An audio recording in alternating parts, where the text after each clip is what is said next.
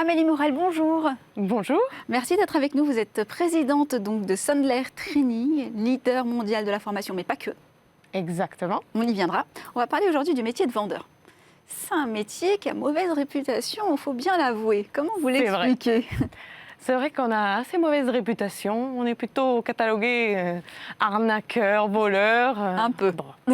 Dès qu'on voit un vendeur s'approcher, en général, on a peur. Oui, voilà. C'est les murs de défense. Qu'est-ce qu'il veut me vendre? Donc c'est vrai que c'est pas un métier évident. Mais les bons vendeurs, c'est un peu comme se comporter comme un bon docteur. Un bon docteur, en général, il pose des questions, il est à l'écoute, il cherche à comprendre.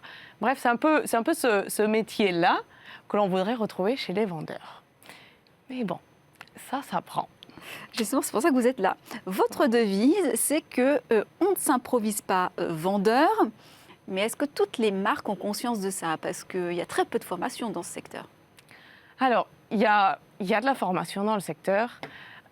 Les marques ont conscience de, je dirais, celles qui veulent faire croître leurs employés et leurs équipes, ont conscience qu'il est nécessaire de faire quelque chose. Il y a à peu près, on va dire, 50 ans, les acheteurs avaient besoin des vendeurs. Donc, avoir des rendez-vous pour des vendeurs, c'était ultra facile. Maintenant, l'information, ils l'ont par les médias, ils l'ont par Internet, enfin, c'est vrai. L'information est partout. Et donc, pour avoir des rendez-vous, faire cette prospection active pour les vendeurs, c'est de plus en plus difficile. Et ce qui se passe, c'est que si on voit que les choses changent dans l'environnement, il faut aussi les accompagner pour qu'eux puissent changer leur approche. Voilà un peu. Et justement, jusqu'à quel point la formation peut influencer les résultats? C'est la question, j'imagine, que les marques se posent. Grande question et très bonne question. En fait, si on regarde les formations commerciales traditionnelles, si ça avait changé ou apporté des résultats qu'on voudrait, aujourd'hui, on aurait une meilleure réputation, je dirais. C'est vrai. Et on verrait des entreprises qui sont en croissance naturelle.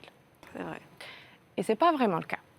Ce qui se passe, c'est aujourd'hui, il y a une différence entre parler à quelqu'un et parler avec quelqu'un.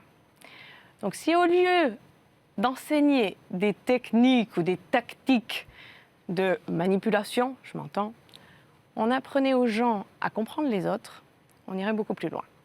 Et c'est peut-être des méthodes qui fonctionnaient, qui étaient archaïques, qui fonctionnaient peut-être dans le temps, mais qui ne sont plus adaptées. Exactement.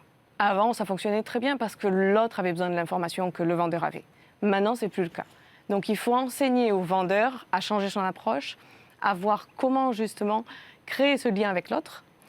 Et quand on forme nos vendeurs et nos commerciaux à changer cette approche, ce qui se passe, c'est qu'ils augmentent les ventes, ils augmentent les marges et la fidélité client augmente. Voilà les résultats qu'on obtient. Précisément, concrètement, chez Sandler Training, comment ça fonctionne? Comment ça se matérialise? Comment concrètement vous arrivez à changer la donne? Ok. Chez Sandler, on a une approche qui est systématique. Voilà. Donc, ce qu'on fait, c'est enseigner à avoir des conversations de meilleure qualité. Donc, c'est maîtriser l'art de la conversation commerciale. Et cette approche, elle est basée sur des fondamentaux de comportement humain. Une nouvelle technique peut-être d'intelligence émotionnelle, cognitive? Il y a énormément, donc il y a plein de techniques, on va dire, de comportement humain qu'on connaît, de comment reconnaître l'autre, comment s'adapter à l'autre. Mais ça va plus loin dans le sens où il y a également une partie de connaître qui on est, savoir quels sont les points qui nous enclenchent, les points qui nous désengagent, donc pour pouvoir répondre au mieux et s'adapter à notre client. Le but étant de jamais prendre la conversation pour soi, mais de toujours être là pour l'autre. Donc, c'est comme se comporter comme un médecin, comme je le disais au début. C'est vrai, la comparaison est assez juste. Vos projets et perspectives d'avenir? Les perspectives d'avenir, c'est implémenter, on va dire, une structure dans chaque grande ville. Donc là, on est aux prémices. Et donc, on voudrait avoir des vendeurs dans chaque grande ville pour pouvoir développer cette philosophie et pouvoir faire croître les sociétés. Merci d'avoir été avec nous, Amélie Morel. Merci beaucoup à vous.